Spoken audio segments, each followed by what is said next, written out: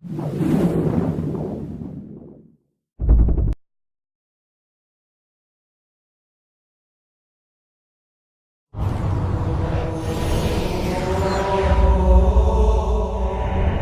I'm Dan Abe, executive producer at 343. And this year at E3, we're really excited to announce Halo Anniversary to the world.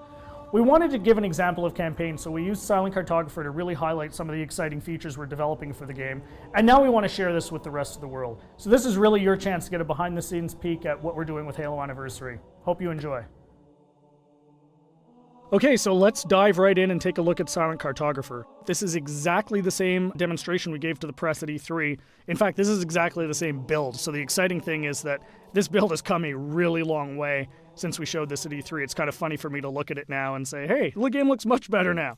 So the first thing you're going to see immediately on the fly-in is the graphical upgrade. I mean, the game looks fantastic. We spent a lot of time really lovingly bringing this into the current generation and, working very hard to make sure that this looks like a current generation title, something everyone can look at and just say, wow, this game looks fantastic. But the big test is really, how does it feel? So let's take a look. So we're going to charge the beach here. First thing you're going to get a taste of when you pick up this game and start playing is that this plays exactly like the original. That was a core development principle for us, is this game needed to play exactly the way it did 10 years ago. I mean, this is the game that launched a generation of shooters, so we had to make sure that that feeling was identical to that experience that everybody remembered 10 years ago, because this is really a gift to the fans. This is a way to relive the experience of playing Halo 1 for the first time, so we really wanted to make sure it was identical. And the way we did that was actually a fun technical trick. We're actually running portions of two engines at the same time. So the underlying code, the code controlling how the game feels, how the AI reacts, all of that stuff, is a lot of it's the original Halo 1 code, and that was really the best way for us to ensure that the game played exactly the same as it did 10 years ago. But on top of that, we've layered a new graphics engine that allows us to, make the game look fantastic and look like a current generation title. So it's really a great mix of the two. So at the end of the day, your Halo fan gets a game that plays exactly like they remember, but looks like a current generation title. We get some other benefits from this as well. As I said earlier, and I say this all the time, the primary goal for this game is to make sure Halo fans can relive the experience of what it was like to play 10 years ago. And one of the big tools we have in our box to do that is Classic Mode. So what's Classic Mode? At the touch of a button, you can swap back and see how the game looked 10 years ago. So here it is. This is, Halo 1 10 years ago. And it's really a magical feature for Halo fans, because this just lets you go back in time and see exactly how this game looked 10 years ago. But the fun part is you can come back at any time. So Classic Mode gives you the ability to go back and forth whenever you want at the campaign. So one of the things that's fun to do is get out to a spot like this that, just looks beautiful. You've got the water, the sun reflecting over it, the Halo ring in the background, and say, hey, what did this look like 10 years ago? Touch a button, and there it is, right? I mean, it's really, really, really a lot of fun to go back and forth between the two modes. And this is something I personally get the most excited about.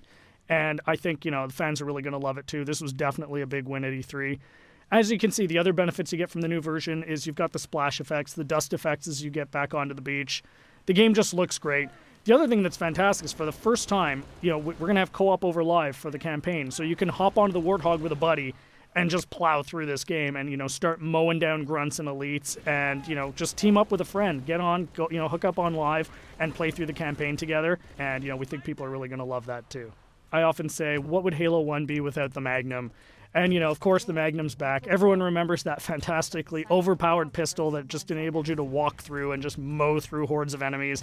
Tremendous amount of fun. So, we're excited to bring that back as well. Again, you can see the game plays exactly the same as it did. Cannot highlight that enough. That was really, really important for us to make sure that this game played the same as it did, because this is really an iconic game. This is the game that convinced a lot of people, myself included, that you could actually have a fun first-person shooter experience on the console. I mean, I was a hardcore PC shooter guy, who said you're never going to make a game on the console that is going to, make me want to play. And this is the game that changed my, my impression of it.